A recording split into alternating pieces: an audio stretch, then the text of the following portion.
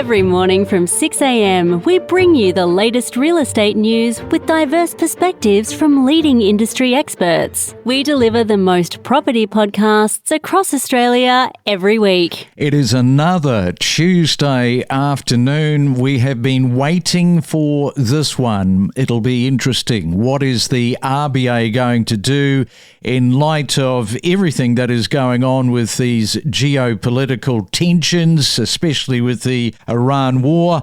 Anthony Landau from Equilibria Finance is with me. He knows the result. What have they done, Anthony? The RBA has decided to increase the cash rate this afternoon by 25 basis points from 3.85 to 4.10%. If we had this discussion 3 weeks ago, that probably was not in play. But obviously with the war in Iran, the petrol price shock, inflation well and truly above the target range, the RBA's decided to bring that forward to the March meeting. So cash rate's up to 4.10%.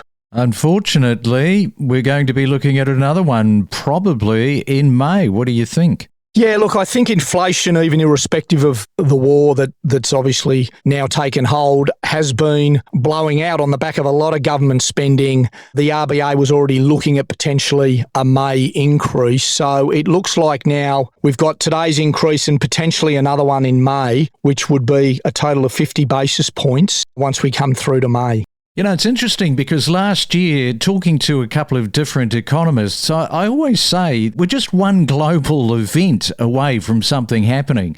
And I remember one economist in particular was saying, well, yes, that's true, but, you know, we're sort of so far away from the action, it probably won't affect us. And I thought at the time, really? Because, you know, a global event is a global event, as we're finding out. Yeah, I mean, there was concern about our inflation just from a domestic point of view, even before the global shock with petrol prices. So I think either way, inflation was getting away again with this out-of-control government spending. But I think this global price shock and the geopolitics has essentially played the RBA's hand, and that's had a massive impact on petrol prices, up some 40% in the last few weeks.